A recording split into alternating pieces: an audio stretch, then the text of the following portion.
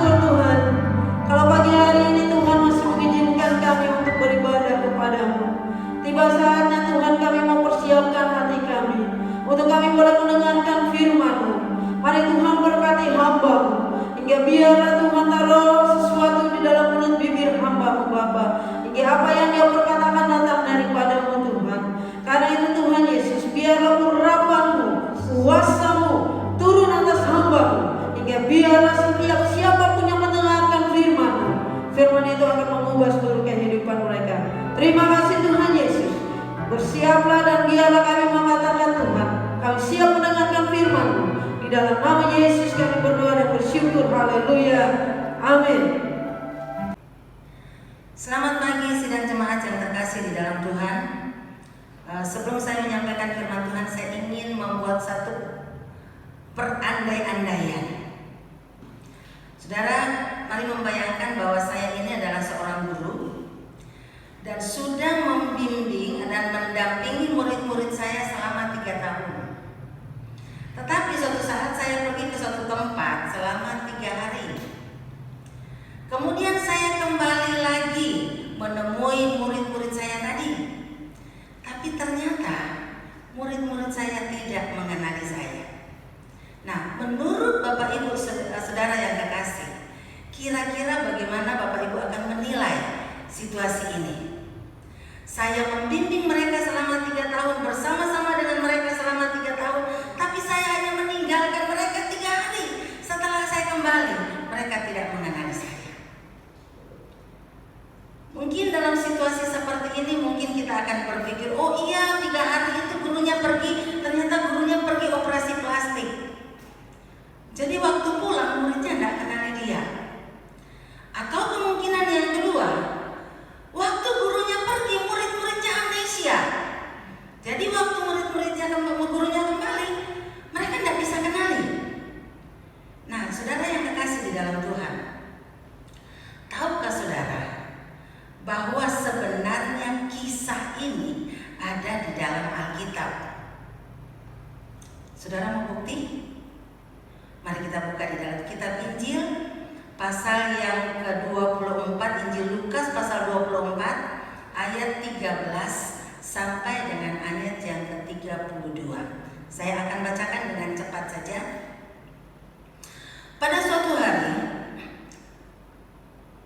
2 orang dari murid-murid Yesus pergi ke sebuah kampung bernama Emmaus yang terletak kira-kira 7 mil jauhnya dari Yerusalem. Dan mereka bercakap-cakap tentang segala sesuatu yang telah terjadi. Ketika mereka sedang bercakap-cakap dan bertukar pikiran, datanglah Yesus sendiri mendekati mereka lalu berjalan bersama-sama dengan mereka. Tetapi ada sesuatu yang menghalangi mata mereka sehingga mereka tidak dapat mengenal Dia. Yesus berkata kepada mereka, "Apakah yang kamu percakapkan sementara kamu berjalan?" Maka berhentilah mereka dengan muka muram. Seorang dari mereka bernama Kleopas menjawabnya, "Adakah engkau satu-satunya orang asing di Yerusalem yang tidak tahu apa yang terjadi di situ pada hari-hari belakangan ini?" Katanya kepada mereka, "Apakah itu?" Jawab mereka, "Apa yang terjadi dengan Yesus orang Nazaret? Dia adalah seorang nabi yang berkuasa dalam pekerjaan dan perkataannya di hadapan Allah dan di hadapan seluruh bangsa kami.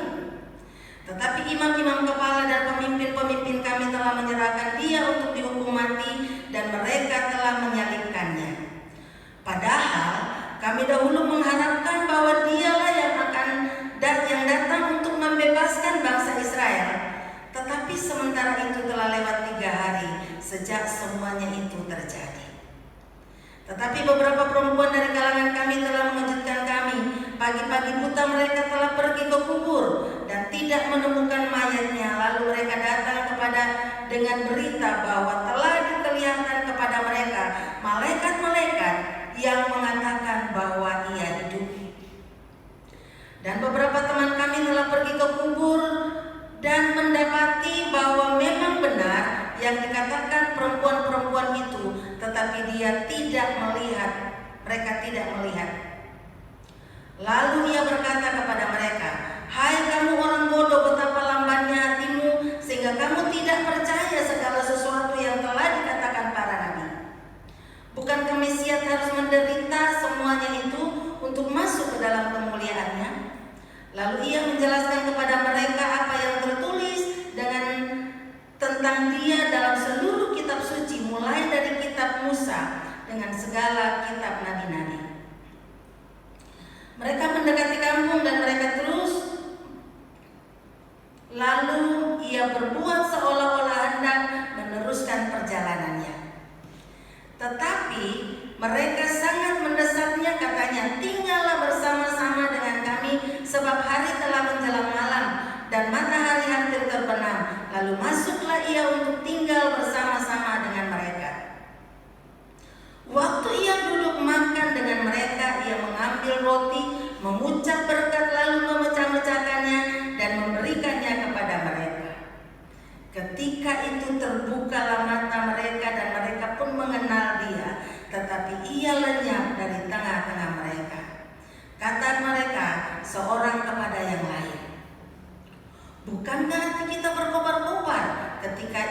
berbicara dengan kita di tengah jalan dan ketika Ia menerangkan kitab suci kepada kita. Saudara yang kekasih di dalam Tuhan, kalau kita membayangkan kisah ini, mereka sedang berbincang-bincang tentang Yesus. Tiba-tiba Yesus datang dan berjalan dengan mereka. Tetapi ternyata mereka tidak dapat mengenali Yesus. Padahal 3 hari yang lalu mereka melihat Yesus, mereka bersama-sama dengan Yesus sebelum Yesus ditangkap. Dan Yesus sudah berbicara kepada mereka, mengajar mereka selama mereka bersama-sama dengan Tuhan, bahwa Yesus akan disalibkan, Dia akan mati, dan pada hari yang ketiga Dia akan bangkit. Tetapi pertanyaannya adalah, mengapa mereka tidak dapat mengenali Yesus? Bukankah Yesus sudah berkata bahwa Dia akan mati tapi Dia akan bangkit? Bahkan mereka sendiri berkata bahwa perempuan-perempuan teman-teman mereka sudah pergi ke kubur dan ternyata kubur sudah kosong, dan malaikat sudah berbicara kepada mereka bahwa Yesus sudah bangkit. Tapi kenapa mereka tidak dapat mengenali Yesus yang jalan bersama dengan mereka? Saudara bisa bayangkan, ini Yesus yang jalan dengan mereka. Terus tiba-tiba Dia mengatakan begini, apakah engkau satu-satunya orang asing yang ada di Yerusalem yang tidak tahu apa yang terjadi? Coba bayangkan saudara. Nah saudara, dari ayat-ayat ini kita belajar bahwa seringkali kita berjalan bersama-sama dengan Yesus. Seringkali kita mengatakan kita pengikut Yesus. Seringkali kita mengatakan bahwa kita murid Yesus. Tetapi sesungguhnya kita tidak mengenal siapa Yesus itu. Kita tidak mengenal dengan benar siapa Tuhan kita. Kenapa? Ayat-ayat ini mengajarkan kepada kita. Kita lihat di dalam ayat yang ke-16, di sana dikatakan begini. Tetapi ada sesuatu yang menghalangi mata mereka sehingga mereka tidak dapat mengenal Dia. Di sini dikatakan ada sesuatu yang menghalangi mata mereka. Pertanyaannya apa itu? Dari ayat ini kita menemukan ada 2 hal yang menjadi penghalang kenapa mereka tidak dapat mengenal Dia. Yang pertama, kita lihat baca di dalam ayat yang ke-21.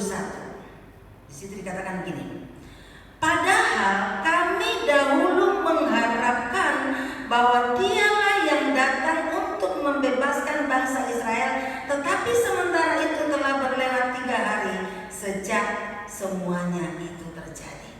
Yang pertama yang seringkali menjadi penghalang kenapa kita tidak dapat mengenal Yesus adalah karena harapan kita tidak sesuai dengan kenyataan. Waktu Yesus datang dan mereka berharap bahwa Mesias itu akan menjadi pemimpin secara jasmani, menjadi pemimpin politik mereka, tetapi ternyata Yesus tidak memenuhi harapan mereka. Itu sebabnya membuat mereka tidak yakin bahwa Dia adalah Mesias, sehingga perkataannya pun tidak nyantol di dalam pikiran mereka. Itu yang menjadi penghalang. Yang kedua, logika mereka masih sangat mengandalkan logika mereka. Mereka masih sangat mempercayai akal mereka, sehingga sesuatu yang kelihatannya tidak masuk akal, mereka tidak dapat mempercayainya. Bukankah Yesus selama hidupnya, selama Dia mengajar mereka, Yesus sudah mengatakan Mesias akan mati, dianiaya, tetapi pada hari yang ketiga Dia akan bangkit. Mereka mendengarkan perkataan-perkataan itu, tetapi itu tidak masuk ke dalam otak mereka, karena bagi mereka orang mati tidak mungkin bisa bangkit. Sehingga waktu Yesus bangkit, bayangan mereka masih berpikir bahwa Yesus masih sudah mati. Bahkan teman-temannya sudah melihat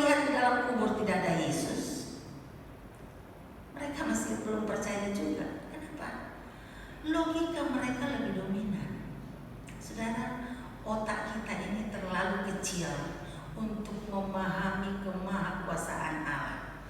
Jadi jangan sampai kita membuat otak kita yang diciptakan oleh Allah ini akhirnya membuat kita tidak mempercayai Allah. Dan itulah yang menjadi penghalang buat kita. Sehingga karena kita terlalu mengandalkan logika kita, maka kita tidak lagi dapat mempercayai Allah kita. Pertanyaan yang berikutnya adalah, apa yang bisa membuka penghalang itu? Apa yang bisa membuka mata mereka supaya mereka dapat mengenal dan pada akhirnya murid-murid ini mengenal bahwa itu adalah Yesus? Mari kita lihat dalam kisah ini. Tapi sebelumnya kita akan buka di dalam Efesus pasal 1 ayat 17 sampai 18. Ini adalah doa Rasul Paulus untuk orang-orang yang ada di Efesus. Dalam doa itu Rasul Paulus berkata begini. Kita baca dari ayat yang ke-16. Aku pun tidak berhenti mengucap syukur karena kamu dan selalu mengingat kamu dalam doaku dan meminta kepada Allah Tuhan kita Yesus Kristus, yaitu Bapa yang mulia itu, supaya Ia memberikan kepadamu roh hikmat dan wahyu untuk mengenal Dia dengan benar, dan supaya Ia menjadikan mata hatimu terang, agar kamu mengerti pengharapan apakah yang terkandung dalam panggilannya.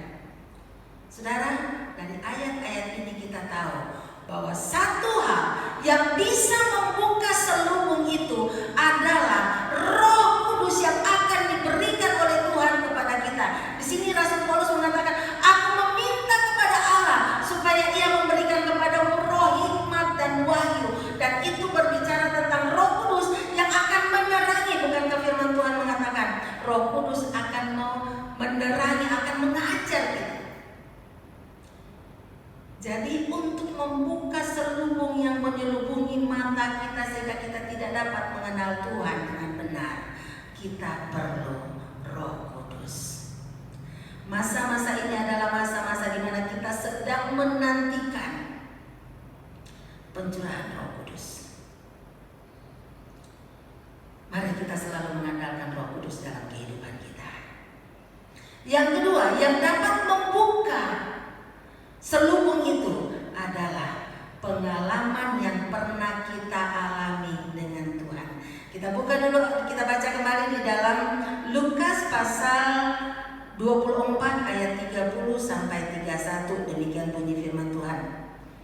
Waktu Ia duduk makan dengan mereka, Ia mengambil roti, mengucap berkat, lalu memecah-mecahkannya dan memberikannya kepada mereka. Ketika itu terbukalah mata mereka dan mereka pun mengenal Dia. Waktu Yesus kembali melakukan apa yang pernah Yesus lakukan di tengah-tengah mereka, mereka sadar.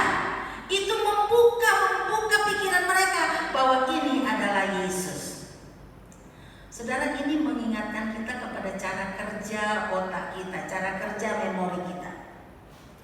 Pengalaman-pengalaman yang kita pernah alami itu akan tersimpan di dalam memori kita. Dan itu akan muncul kembali pada saat ada yang memicunya.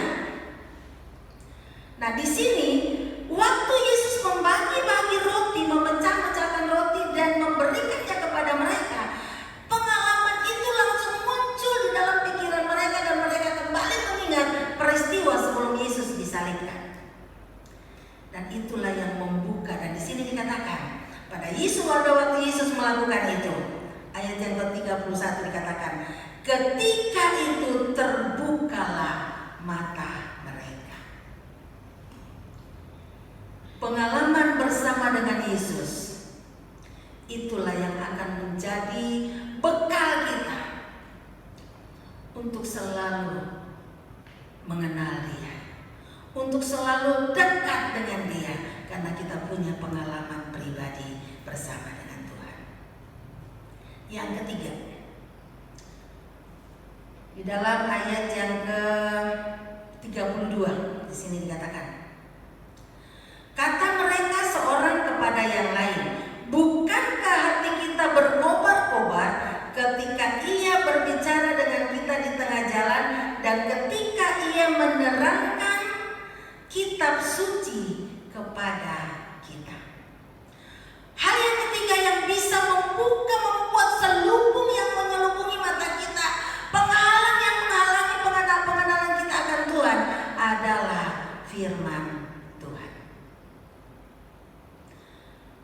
waktu Yesus menjelaskan dalam perjalanan itu, mereka berjalan, kemudian mereka mengatakan, apakah itu satu-satunya orang asing di Yerusalem yang tidak tahu peristiwa yang terjadi tentang Yesus? Yesus tiba-tiba berkata, kenapa kamu begitu bodoh? Bukankah Yesus sudah mengatakan ini, bukankah begini, sudah dijelaskan? Tapi kenapa kamu tidak percaya? Kemudian rupanya waktu Tuhan Yesus sedang menjelaskan mengenai Mesias dari perjanjian lama dan seterusnya, hati mereka berkobar-kobar, tetapi mata mereka belum terbuka. Tetapi waktu mereka melihat pengalaman yang pernah dialami, itu membuka mata mereka. Saudara yang kekasih di dalam Tuhan, jangan kita biarkan otak kita yang kecil, akal kita yang sangat terbatas ini membuat kita tidak dapat mengenal Allah karena kita lebih mengandalkan akal kita. Jangan kita biarkan harapan-harapan kita yang mungkin tidak sesuai dengan kenyataan menjadi penghalang untuk kita mengenal Allah kita dan akhirnya kita menolak Dia. Karena kita berpikir Tuhan tidak mengabulkan doa kita. Kita berpikir Tuhan itu bukan Tuhan yang kita sembah. Mana Tuhan yang saya sembah? Nyatanya saya ingin begini, nyatanya tidak seperti itu. Saya sudah berdoa, tetapi tidak terjadi. Saudara, pada pagi hari ini saya ingin mengatakan kepada Bapak Ibu Saudara yang ada di rumah, andalkanlah Tuhan. Minta Roh Kudus menerangi hati dan pikiran kita. Biarlah kita terus meminta kepada Allah supaya Tuhan memberikan roh hikmat dan wahyu untuk membuka selubung yang menyelubungi mata kita, menyelubungi hati kita, menutup hati kita, sehingga kita bisa melihat pengharapan-pengharapan apa yang ada di dalam Tuhan, supaya kita dapat mengenal Allah kita dengan benar. Pengenalan akan Tuhan itu adalah satu yang sangat penting di dalam kehidupan kita, apalagi di dalam menghadapi situasi seperti ini. Tanpa pengenalan yang benar akan Allah, mungkin kita akan salah menafsirkan semua situasi yang terjadi. Tetapi mari dengan pengenalan akan Allah, kita tahu bahwa Allah turut bekerja dalam segala sesuatu untuk mendatangkan kebaikan bagi orang-orang yang mengasihi Dia. Apapun yang terjadi dalam kehidupan kita saat ini, percayalah bahwa Allah turut bekerja di sana untuk kebaikan kita. Saya percaya bahwa di balik semua peristiwa yang terjadi, ada maksud Tuhan yang indah buat kita pribadi-pribadi, buat kita keluarga demi keluarga. Mari kita berkata kepada Tuhan, Tuhan, ajar saya untuk mengerti apa maksud-Mu mengizinkan peristiwa situasi sekarang ini terjadi. Ajar kami untuk mengerti apa maksud-Mu Tuhan. Dan biarlah kita selalu mengatakan, Tuhan, aku mau belajar mengenal Engkau. Saudara, hari ini kita bersyukur kepada Tuhan. Perjalanan kedua murid itu ke Emmaus, mereka sama sekali tidak membayangkan bahwa Yesus akan menemui mereka di tengah jalan. Tetapi ternyata Yesus datang dan menghampiri mereka. Kenapa? Karena Tuhan sangat mengasihi dia. Demikian juga dengan kehidupan kita. Dalam perjalanan kita sehari-hari, dalam kehidupan kita sehari-hari, mungkin kita dalam keadaan putus asa, mungkin kita dalam keadaan bingung. Tetapi percayalah, Tuhan selalu mau mendampingi kita. Tuhan selalu mau berjalan bersama dengan kita. Dan Tuhan selalu mau supaya kita melangkah bersama-sama dengan Dia. Mari kita buka hati supaya kita selalu menyadari kehadirannya. Mari kita akan berdoa. Sebelum kita masuk dalam perjamuan kudus pada pagi hari ini, mari kita berdoa mengucap syukur kepada Tuhan bahwa inisiatif selalu datang dari Tuhan untuk menghampiri umatnya. Tetapi apakah kita peka dan merasakan kehadirannya, ataukah kita seperti kedua murid tadi yang tidak tahu bahwa Tuhan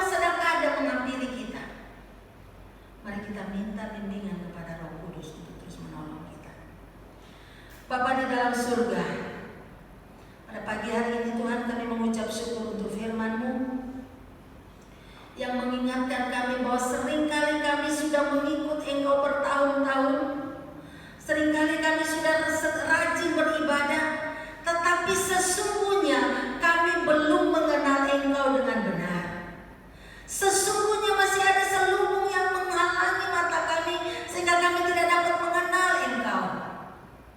Tuhan, ampuni kami kalau selama ini mungkin kami lebih mengandalkan pikiran kami. Seringkali kami terpaku dan tertipu dengan pengharapan-pengharapan kami yang tidak sesuai dengan kenyataan, yang menjadi penghalang untuk kami mengenal Engkau. Tetapi pada pagi hari ini Tuhan, kami menyerahkan seluruh kehidupan kami, menyerahkan seluruh pemikiran kami, menyerahkan seluruh harapan-harapan kami. Dan kami selalu mau menyadari bahwa apapun yang terjadi, Engkau selalu ada bersama-sama dengan kami, dan ajar kami untuk selalu menyadarinya. Terima kasih Tuhan, terpujilah nama-Mu. Dalam nama Tuhan Yesus Kristus kami berdoa. Hamba-Mu berhenti berbicara, tapi Roh Kudus-Mu terus berhenti, terus berbicara di dalam hati seluruh sidang jemaat-Mu, dan mengingatkan mereka, mengajarkan mereka tentang segala sesuatu yang telah Engkau ajarkan kepada kami. Terpujilah nama-Mu Bapa. Haleluya. Amin.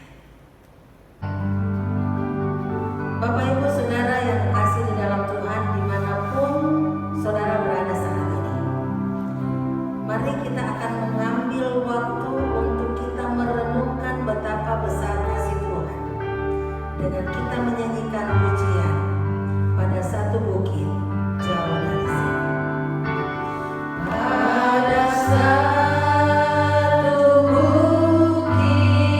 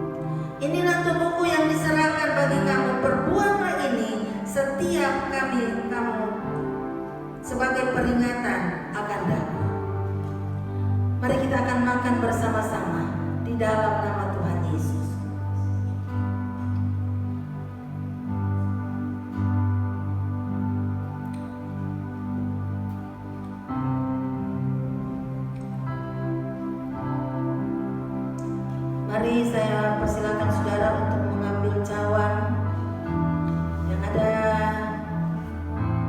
di rumah saudara, dan peganglah itu, angkat tinggi-tinggi.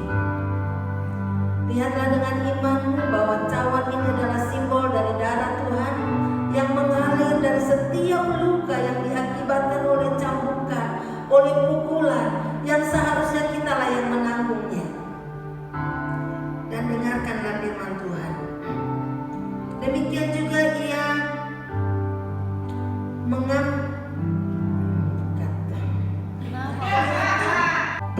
juga ia mengambil cawan sesudah makan lalu berkata, cawan ini adalah perjanjian baru yang dimeteraikan oleh darahku. Perbuatlah ini setiap kali kamu meminumnya, menjadi peringatan akan daku. Mari kita akan minum bersama-sama dalam nama Tuhan Yesus Kristus.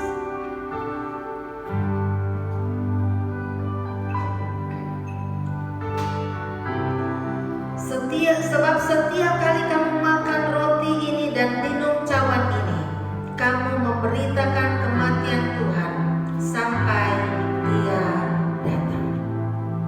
Saudara yang kekasih di dalam Tuhan, janji Tuhan bahwa Dia akan datang kembali untuk menjemput saudara dan saya. Tetapi pada saat Dia datang kembali, Dia akan mencari apakah kita menjalankan amanatnya, dan apakah kita sedang ada di dalam beriman kepadanya waktu Dia datang. Mari kita mengucap syukur kepada Tuhan untuk kasih-Nya dan berdoa supaya Tuhan akan menolong kita, memampukan kita untuk mempersiapkan diri. Terima kasih Tuhan, terpujilah nama-Mu. Terima kasih Bapa. Terima kasih buat anugerah-Mu bagi kami. Terima kasih untuk pengorbanan-Mu yang begitu besar bagi kami. Terima kasih Tuhan. Bapa surgawi, pada saat ini Tuhan kami bersyukur untuk kasih-Mu yang begitu luar biasa bagi kami. Engkau sudah mati buat kami, Engkau rela menggantikan kami, dan Engkau membimbing kami di dalam kehidupan kami hari lepas hari untuk mempersiapkan kami menjadi mempelai-Mu ya Tuhan. Ini hidup kami Bapa, kami persembahkan kepada-Mu. Dan pada saat ini juga kami berdoa Tuhan buat seluruh sidang jemaat-Mu dimanapun mereka pada saat ini, apapun situasi yang mereka hadapi pada saat ini, kami tahu bahwa salib-Mu sudah memberikan kemenangan bagi kami, sudah memberikan jaminan bahwa kami adalah orang-orang yang menang. Oleh karena itu kami tidak takut. Kami sangat yakin bahwa Engkau ada bersama-sama dengan kami. Terima kasih Tuhan. Terpujilah nama-Mu Bapa.